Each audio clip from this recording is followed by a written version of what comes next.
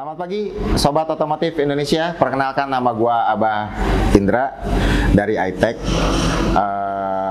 Hari ini gue kemungkinan akan bicara membahas pertanyaan-pertanyaan kalian yang ada di IG gua. Banyak yang menanyakan tentang profil iTech, kapan iTech berdiri, terus visi misinya mau seperti apa. Sekarang pertanyaan itu udah gua rangkum bersama kameramen gua. Mungkin kameramen gue akan menanyakan gue, soalnya kalau banyak ya gue nggak akan ingat juga gitu loh. Coba deh kameramen. Nah, ini ada pertanyaan nih Mas dari netizen nih. Sejak kapan iTech berdiri? Sejak kapan iTech berdiri? iTech berdiri itu berawal dari sebuah garasi di rumah gue sendiri. Sedih lah itu digawangin oleh 4 sahabat karib gue, tapi sekarang sisa berdua doang karena yang 2 kemungkinan sudah mendapatkan kerjaan yang lebih baik ya. iTech berdiri 2015, kita bertahan 1 tahun di garasi dengan starting modal yang benar-benar minimalis ya. Kalau gue bilang kita start benar-benar di awal yang sangat sulit. Terus 1 tahun berjalan, kita mencoba menyewa ruko dulu adanya di Green Lake. Di Green Lake kita langsung coba sewa 2 tahun. Habis 2 tahun itu tiba-tiba kita nggak boleh diperpanjang. Kelimpengan gue. Dengan berbekal pengalaman di Thailand, gue coba memutuskan untuk buka workshop. Malulah kalau untuk bilang pabrik. Nah, dari sini kita mulai setar, membeli 1 mesin, 2 mesin, 3 mesin. Akhirnya sekarang udah, puji syukur, sekarang sudah ada 8 mesin. Nah, kenapa bisa dinamakan iTech, Mbak? Kenapa bisa dinamakan iTech? Dulu semenjak saya warawiri di negara Thailand, saya punya sahabat karib. Sahabat karib ini yang banyak support saya. Nah, kalau masalah support, dia nomor 1 lah support saya. Jadi dia sudah terbit dengan kata-kata tech gitu loh. Padahal saya tuh duluannya yang menciptakan tuh iTech-nya dulu, tapi berhubung dia juga lagi cari nama, dia duluan akhirnya yang terbit gitu loh. Nah, dari iTech sendiri itu singkatan dari Abah Indra Teknologi gitu. Nah, kalau di iTech sendiri itu produksi part apa aja sih, Mas? Produksi part, awalnya iTech itu orang kenal dengan barang-barang CNC. Dulu jujur gue masih trading dari Thailand. Seiringnya waktu, karena gue pencinta motor Kawasaki Ninja, jadi gue tuh apapun yang ada di Ninja 2 tak, itu gue akan bikin dari hulu sampai hilir. Malah yang terkenal kemungkinan sekarang ya CNC dan knalpotnya ya. Knalpot ya, baik itu yang big volume, yang bahannya dari galvanis, terus ada yang dari stainless gitu loh. Nah, kenapa kepikiran untuk memproduksi spare part racing gini, Mbak? Spare part racing gini. Gue dulu kan trading ya, gue bilang gue ke Thailand nih. Gue ngerasa gue nih gimana ya, kok Indonesia tuh nggak bisa gitu loh.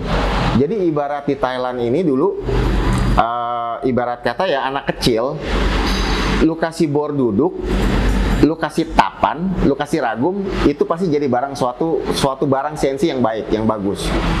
Kalau di Indonesia berbalik nih, anak kecil lu kasih kayu, lu kasih pahat, jadi patung. Kalau menurut gue ya.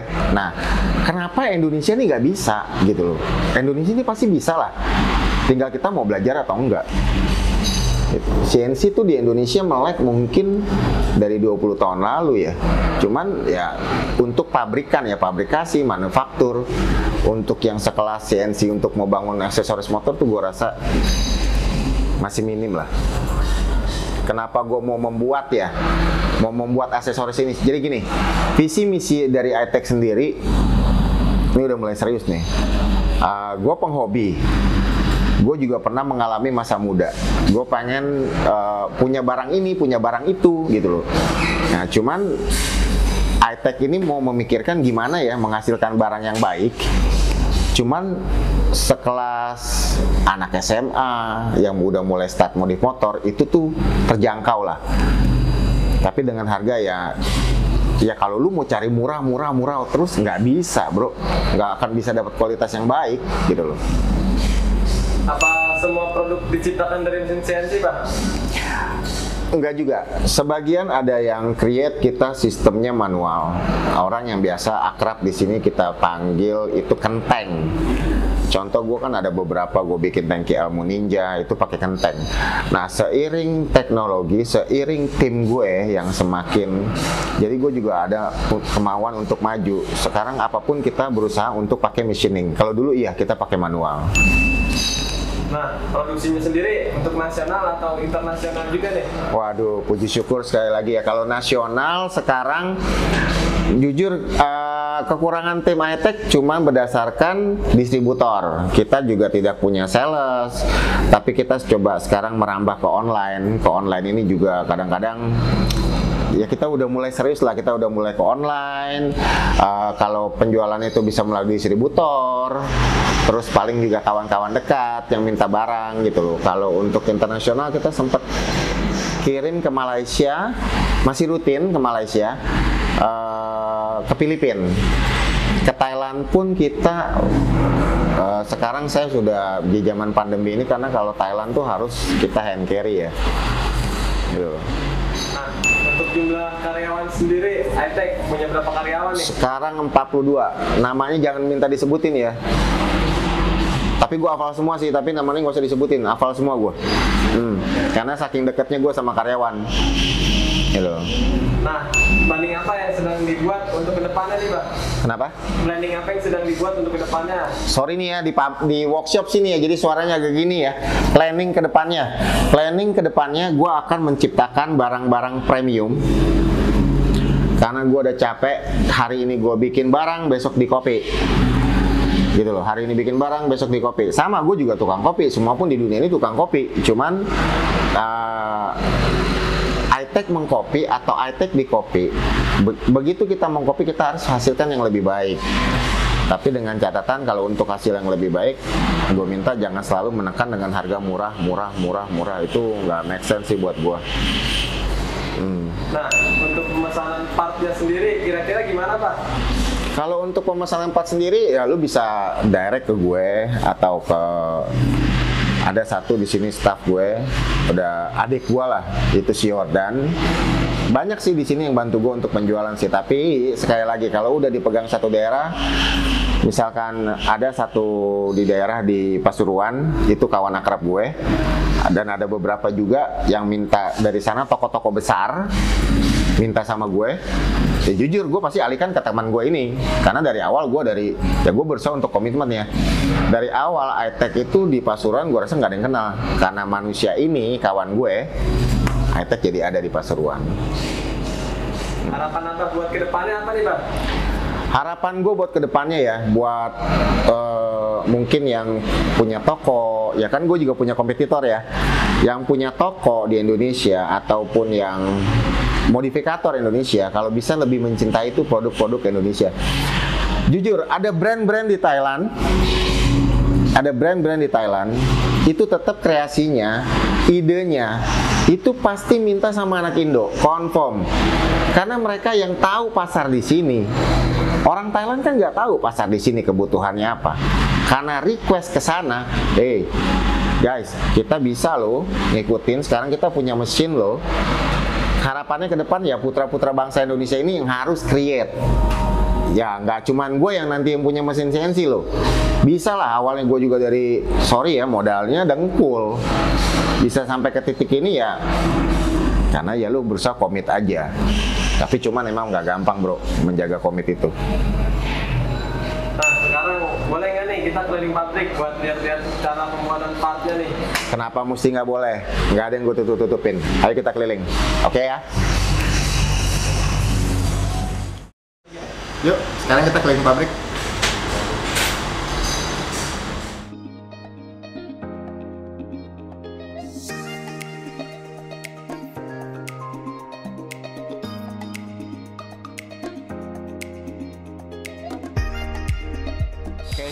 Nah, ini gue lagi kerjain molding buat knalpot ya.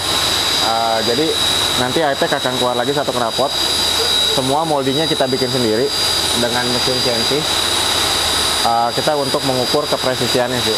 Lo bisa zoom deh, nggak apa-apa. Ini terbuat dari materialnya dari puli baja. Karena kita kan kedepannya harus pakai stainless juga knalpotnya.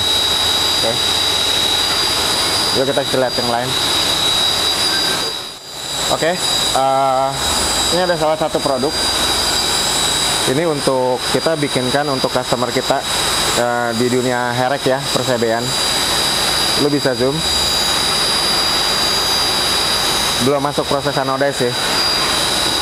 Ini kita per bulan rutin kok untuk memenuhi permintaan anak CB.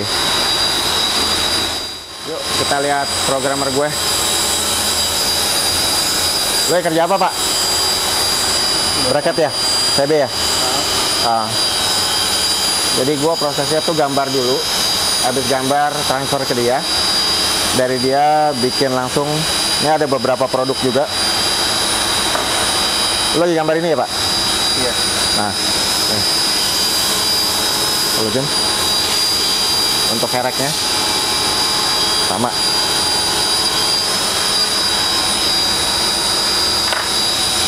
Yuk kita lihat yang lain.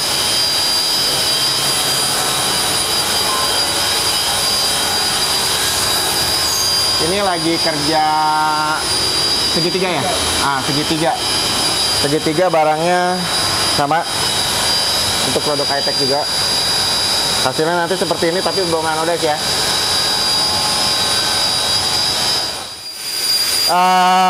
Berhubung ini lagi kerja, karena dia pakai air pasti muncrat, gue kasih lu barang jadinya deh. Ini salah satu produk kita yang lain dari Claymoto, produk gue juga. Ini khusus nanti ke touringan. Kalau high-tech kan racingnya ya. Kalau Claymoto itu nanti ke touringan. Ini cover radiator untuk EDV.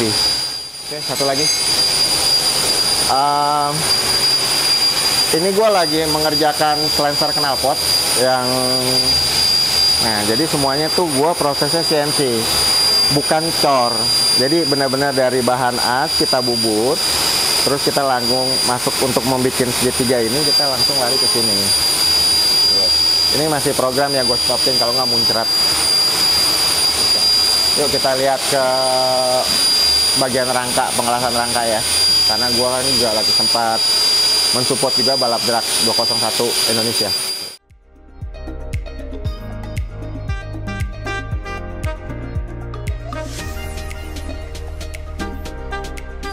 Lu udah makan belum? Belum. Belum? Awas lu, kebor lu. Makan ya. Entar jam 12. Yuk kita ke bagian welding yuk.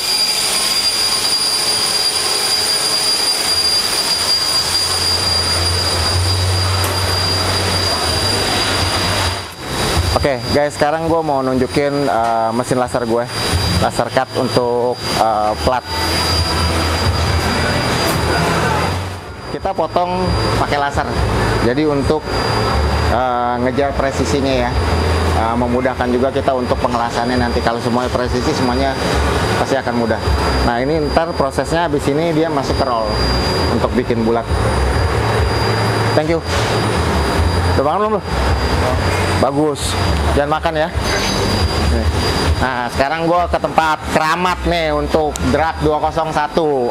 Disinilah cikal bakal. Musiknya matiin dong, ganti dangdut.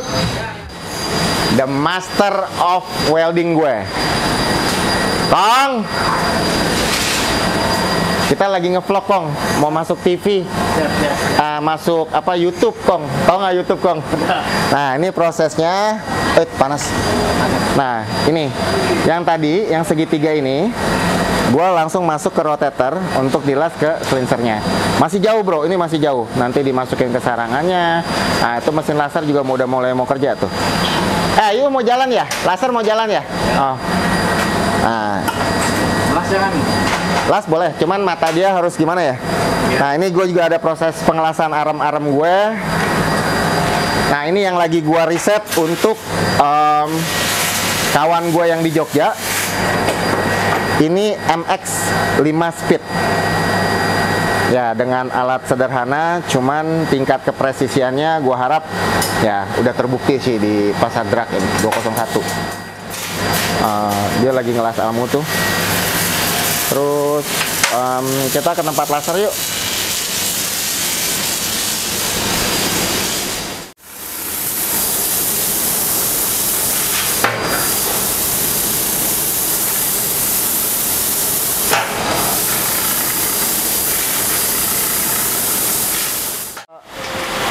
Ini proses pembuatan knalpot Ninja Hi-Tech.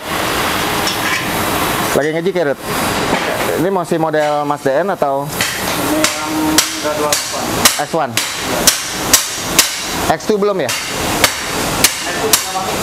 Hah? Sudah masuk di gudang. Oh, oke. Teknik mengerolannya kita menggunakan NC untuk nyiptain stinger-stinger seperti ini loh. Kita pakainya NC. Belum CNC tapi NC, karena gue pikir dengan NC pun kita sudah baik kok. Yuk, kita ke sana.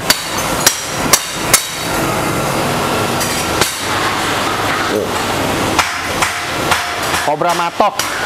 Kan Hi-Tech bilangnya knalpot Hi-Tech Cobra tuh. Harus presisi.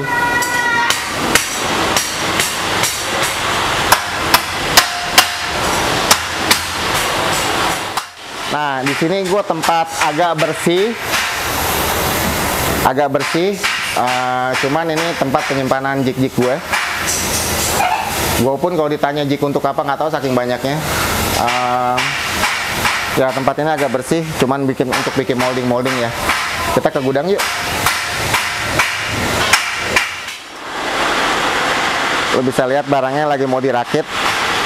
Di sini sudah diposisikan harus clean. Walaupun tempatnya nggak clean, barangnya harus clean. Yang sudah siap kirim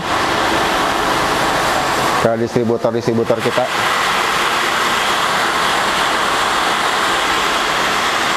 Oke guys, kita kembali ke kantor ya.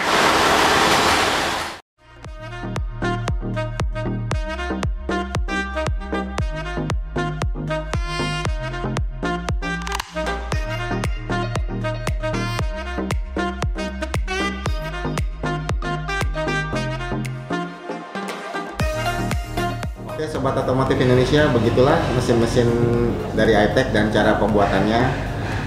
Pantengin terus channel gue, subscribe, like, and share. Jangan lupa di video-video selanjutnya gue pasti akan berikan giveaway yang menarik untuk kalian. Otomotif Indonesia.